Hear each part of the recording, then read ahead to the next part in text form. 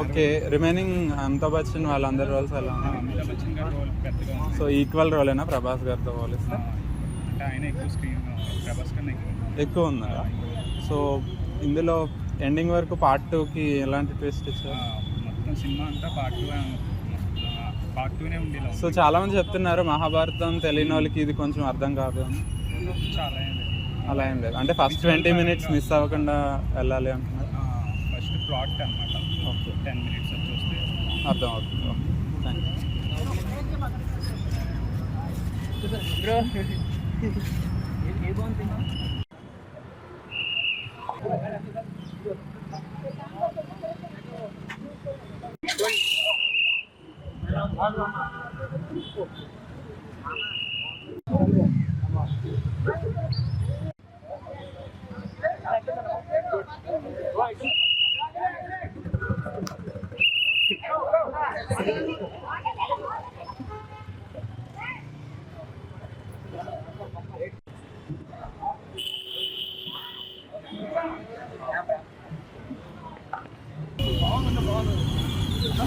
Movie ఎలా ఉంది? Block buster ఉన్న ప్రభాస్ సినిమాలో 6 సంవత్సరాల తర్వాత ఇది one of the best movie Prabhas period కి. మంచిగా చూపించిండు, చిన్న చిన్న ఫ్లవర్స్ ఉన్నాయి కానీ బాగుంది మూవీ, నిజంగా చాలా బాగుంది సినిమా. ఓకే, ఆర్జీవి గారు ఎట్లా?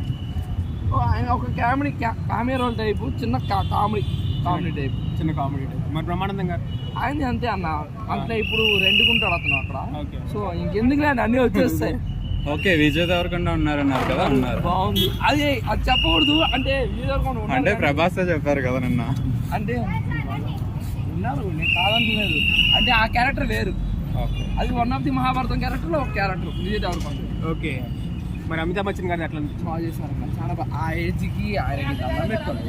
యాక్చువల్గా ప్రభాస్ గారి కన్నా ఆయన బాగా చేశారు, చాలా బాగా చేశారు.